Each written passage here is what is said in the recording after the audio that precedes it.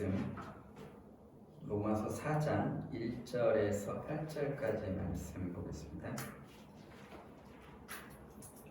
로마서 4장 1절에서 8절까지의 말씀 제가 봉독해 드리겠습니다.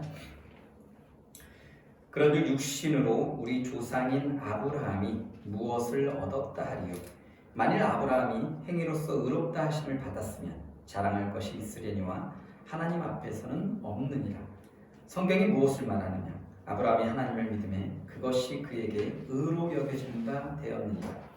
일하는 자에게는 그 삭시 은혜로 여겨지지 아니하고 보수로 여겨지거니와 이를 아니할지라도 경건하지 아니한 자를 의롭다 하시는 이를 믿는 자에게는 그의 믿음을 의로 여기시나니, 일한 것이 없이 하나님께 의로 여기심을 받는 사람의 복에 대하여 다윗이 말한 바, 불법이 사함을 받고 죄가 가리워짐을 받은 사람들은 복이 있고 주께서 그 죄를 인정하지 아니하실 사람은 복이 있도다 함과 같으니라. 아멘. 오늘은 믿음으로 의롭게 된 아브라함에 대해서 함께 말씀을 나누겠습니다. 바울은 앞에 로마서 3장에서 이신득이의 원리, 곧 전적으로 부패한 인간이 구원받기 위해서는 율법의 행위나 공적으로서가 아니라 율법의 모든 요구를 만족시키신 예수 그리스도의 그 구속의 복음을 믿음으로 구원 얻는 원리에 대해서 말씀을 나누었습니다. 바울은 이어서 본장에서 이신득의 신뢰에 대해 설명함으로써 그 원리의 타당성을 입증해 보이고 있습니다.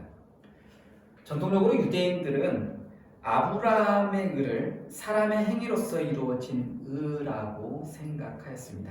그러나 이에 대해서 바울은 본문을 통하여 아브라함이 하나님에게 의인으로 인정받은 것은 결코 아브라함의 행위 때문이 아니라 그의 믿음 때문이었다라고 창세기 15장 6절 말씀에 근거해서 밝히고 있습니다. 우리가 잘 알듯이 칼빈주의 5대 강령이라는 거에도 보면 인간은 전적인 타락을 했다라고 이렇게 말을 합니다. 그래서 인간은 스스로 하나님께로 나아갈 수 없기 때문에 하나님께서 무조건적으로 우리를 선택해 주시고 하나님께서 우리가 도저히 어떻게 할 수 없는, 거부할 수 없는 그런 은혜로 우리를 불러주시고 이끌어 가신다라고 그렇게 이야기를 합니다. 당시 유대인들은 아브라함이 노아처럼 당대 완전한 자로서 선민으로 부름받은 이스라엘의 조상이었다라고 생각을 했습니다. 창세기 6장 8절 9절 말씀에 그러나 노아는 여호와께 은혜를 입었더라. 이것이 노아의 조건이라. 노아는 의인이요 당대의 완전한 자라. 그는 하나님과 동행하였으며. 그리고 우리 지금 그 개신교나 이런 데서는 받아들이지 않지만은 외경이라는 게 있습니다. 구약 외경이라고 있는데 성경에 들기에는 약간 조금 부족한, 그래서 어떤 감동적이거나 그런 신앙에 어떤 도움이 될 만한 말씀들은 많이 있지만은 그럼에도 불구하고 성경이라고 칭하기에는 약간 부족한 그런 말씀들이 있습니다. 천주교에서는 그런 외경들을 사용하기도 하는데 우리 개신교에서는 그것을 사용하지 않습니다. 근데 구약 외경에도 보면 아브라함이 그 행위에 있어서 완전하였다라고 그렇게 기록을 하고 있습니다.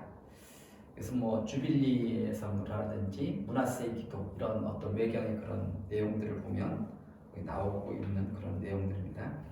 심지어 랍비 문헌들에도 아브라함이 3살에 하나님을 섬긴, 그러니까 유대인들의 율법, 어떤 전통적인 그런 전에 내려오는 이야기, 우리나라에도 그런 이야기들, 설화나 이런 것들이 많잖아요. 그런 것처럼 유대인들 사회에서도 그런 이야기들이 많이 있습니다. 어떤 자기들의 어떤 신앙적인 그런 위대한 사람들에 대한 어떤 놀라운 어떤 그런 신화적인 이야기들을 많이 갖고 있습니다. 그것처럼 아브라함이 3살에 하나님을 섬기기 시작했대요. 우리가 보통 생각해도 말이 안 되는 거잖아요. 3살짜리 어린아이가 무슨 하나님을 섬기겠어요. 근데 이미 그렇게 섬기기 시작했다. 그리고 당시 아브라함은 율법을 받지 못했지만은 이미 율법과 할례를 어떤 예언자적인 그런 어떤 놀라운 그런 능력을 가지고서 행했다라고까지 그렇게 이렇게 주장을 합니다.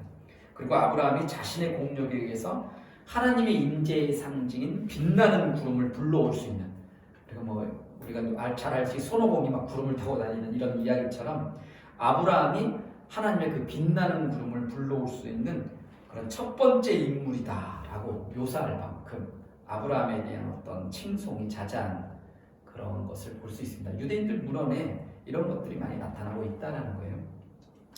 하지만 바울은 유대인들의 이와 같은 뿌리 깊은 전통을 송두리째 흔들고 있다는 겁니다. 바울은 아브라함이 할례 받기 전에 이미 믿음으로 의롭다함을 받았으며 또한 약속도 그 행위가 아니라 믿음에 근거하여 받았다라고 말합니다. 즉 바울은 구약 성경을 근거로 해서 유대인과 이방인 모두 오직 믿음으로만 의롭다함을 받는다는 그런 명제를 입증하고 있다는 겁니다. 이러한 이유로 아브라함의 이야기는 논쟁적인 상황에서 선택된 것이라고 우리가 생각할 수 있습니다. 당시 바울의 복음은 유대인들, 심지어 어떤 보수적인 그리스도인들에게까지 배척을 받았어요. 아브라함의 그런 복음은 뭔가 예수님의 제자들, 그 예수님을 따라다녔던 12제자들이 전했던 복음하고 뭔가 좀 다른 것 같은데? 이런 식으로. 그래서 그 사도 바울의 복음 자체를 예수님의 제자들과 비교를 해가면서 많이 비난을 하고 받아들이지 않았던 그런 세력들이 많았다라는 겁니다. 그래서 때로는 막 그 사도 바울을 이단처럼 취급해가지고 사도 바울을 죽이려고까지 공모했던 그런 유대인들이 많았던 것을 우리는 신약 성경을 통해서 알 수 있습니다. 아무튼 그들은 아브라함의 온전한 자손이 되려면 반드시 할례와 율법을 수용해야 한다라고 주장을 했습니다. 때문에 바울은 아브라함의 이야기를 논쟁의 대상자들에게 새롭게 해석해 줄 필요가 있었다라는 거예요. 그래서 오늘 본문을 보면 바울은 아브라함이 행위가 아니라 믿음으로 의롭다함을 받았다라고 합니다. 그리고 이런 바울의 논증은 질문으로 시작되는데 오늘 본문 1절 말씀에 보면 그런즉 육신으로 우리 조상인 아브라함이 무엇을 얻었다 하리요? 이 질문은 창세기 18장 3절을 기억하면서 아브라함이 하나님께로부터 은혜로 얻은 것이 무엇인지를 묻고 있는 것이다라는 겁니다. 창세기 18장 3절 말씀은 이르되 내 주여 내가 주께 은혜를 입었사오면 원하건대 종을 떠나 지나가지 마시옵고. 그래서 어떤 낯선 사람들이 방문했을 때 그들을 이렇게 대접하는 것을 복을 볼 수 있습니다. 그래서 아브라함은 잘 몰랐지만은 하나님의 천사들이었다라는 거예요. 그래서 그 내용들을 참고로 하시면 될 것 같고, 당시 유대교에서는 아브라함을 하나님에 대한 완벽한 순종의 본보기로 추앙하고 있었다라는 겁니다.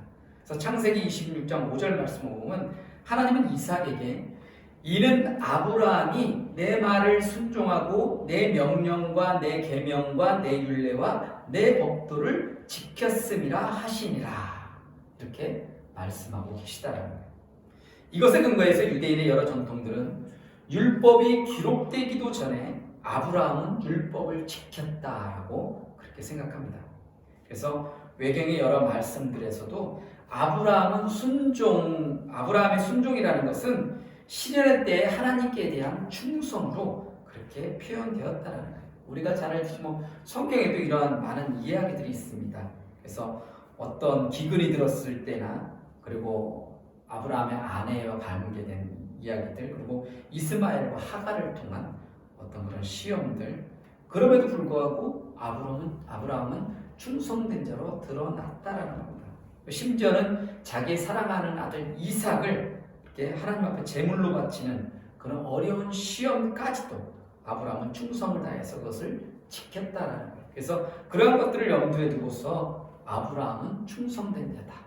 그리고 마카비서라고 있어요. 외경에 보면 마카비서 거기에서도 그 마타티아스라는 사람이 자기 아들들에게 그 죽을 때가 돼서 하는 말이 뭐였냐면 거기에 보면 아브라함은 시험을 받았을 때 충성심이 드러났고 그것이 그에게 의로 인정되지 아니하였느냐 이렇게 적고 있다라는 겁니다.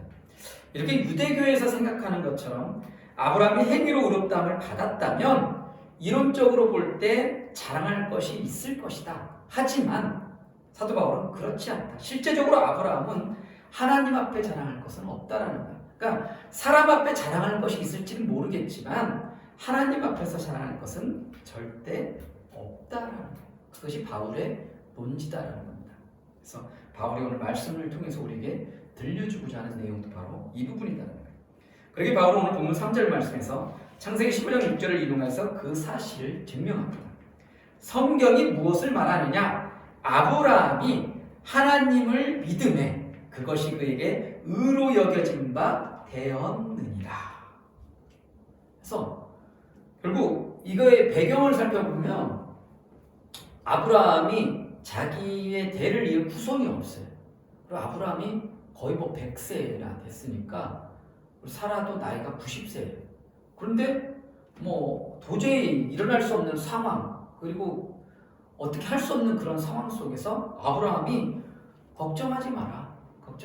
너를 통해서 너의 자손들이 이 하늘의 별들보다 많게끔 하나님께서 그렇게 만들어 주시겠다.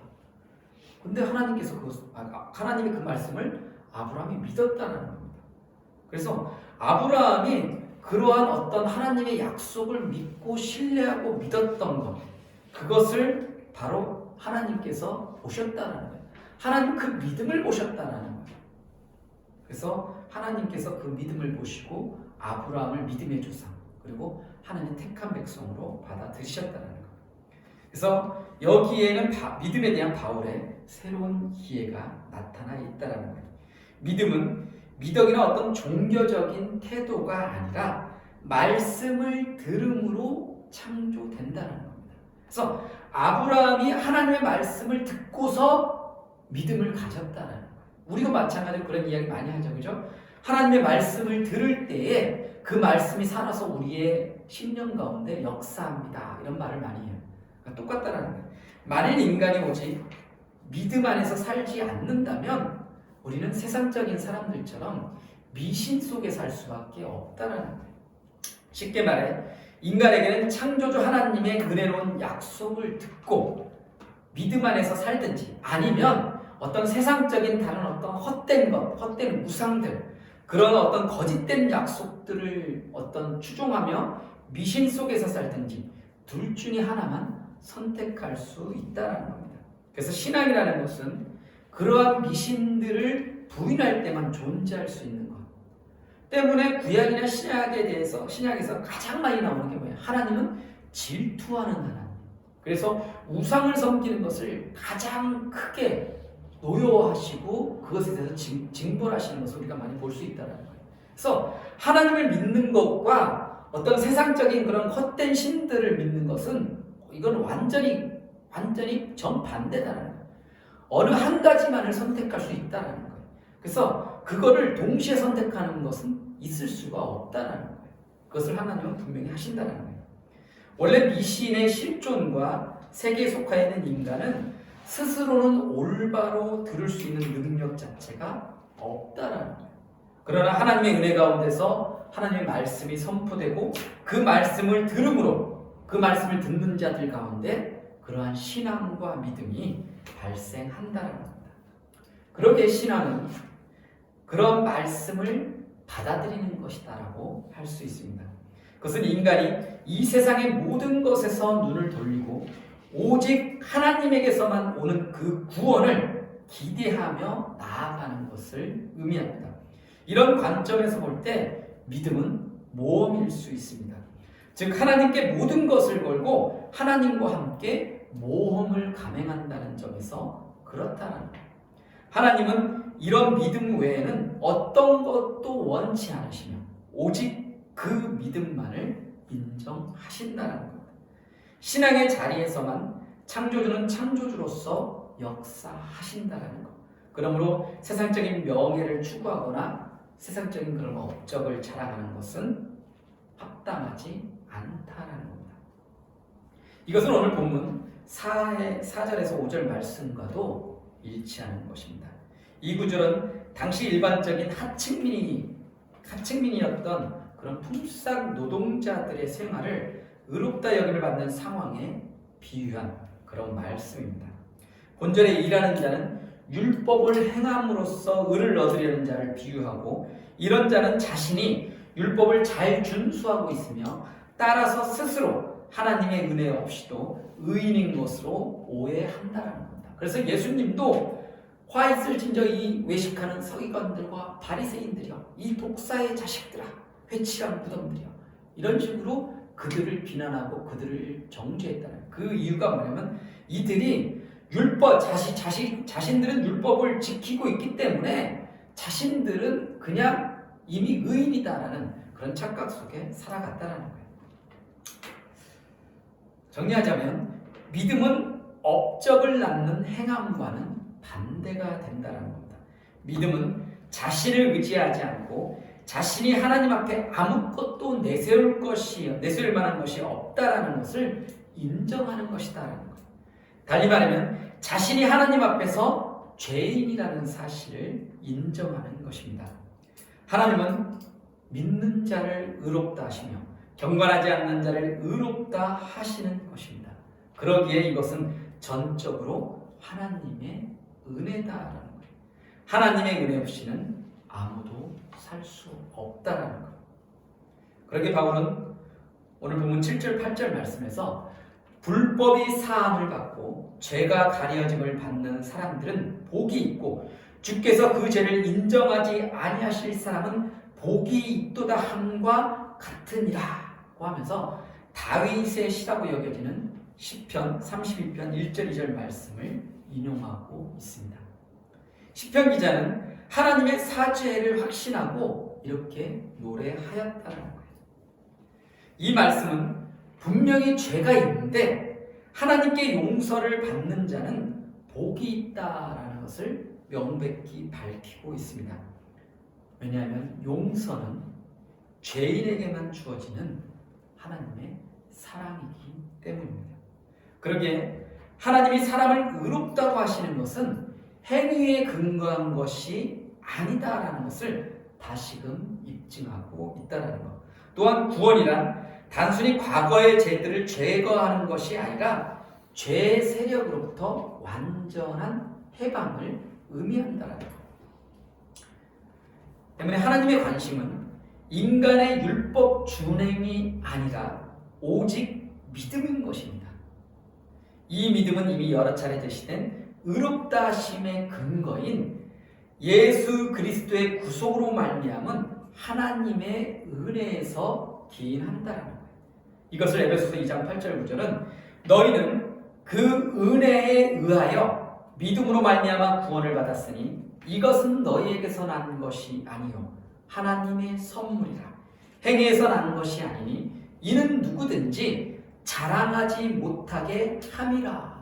이렇게 표현함으로써 은혜와 믿음을 통한 구원을 명백히 보여주고 있다는 겁니다. 믿는 우리가 잊지 말아야 할 것은 인간의 믿음을 보시고 의롭다고 칭하시는 것은 오직 하나님만이 베푸실 수 있는 은혜라는 것입니다. 그러기에 우리는 그러한 하나님의 은혜에 늘 감사하며 하나님께 영광 돌리는 그런 삶을 살기 위해서 힘써야 한다는 것. 오늘 우리가 은혜에 대한 찬양들을 많이 했는데 그렇게 함께 찬양했던 그런 찬양의 가사들처럼 하나님의 은혜가 아니면 우리는 살아갈 수가 없는 존재다라는 것을 깊이 깨닫고 믿음의 경주에서 승리하는 우리가 되기를 간절히 소망합니다. 기도드리겠습니다. 거룩하신 하나님, 오늘 사도 바울이 예로 들었던 아브라함의 그러한 믿음에 대해서 우리가 말씀을 통해서 잠시 나누어 보았습니다. 주님, 아브라함 또한 하나님을 믿음으로 하나님 앞에 의롭다 인정함을 받은 자 되었습니다. 하나님의 은혜로만 우리가 하나님의 나라를 소유할 수 있음을 잊지 않게 하시고 하나님의 백성으로서 이 세상 가운데 또한 예수 그리스도를 증거하며 하나님의 자녀로서의 그 거룩한 삶을 우리가 살아갈 수 있도록 도와주시옵소서. 말씀에 힘을 얻고 그 말씀대로 충성하며 또 따라서 하나님께 영광 돌리는 복된 인생들이 될 수 있기를 원하고 이 모든 것들 주 예수 그리스도의 이름으로 기도드립니다.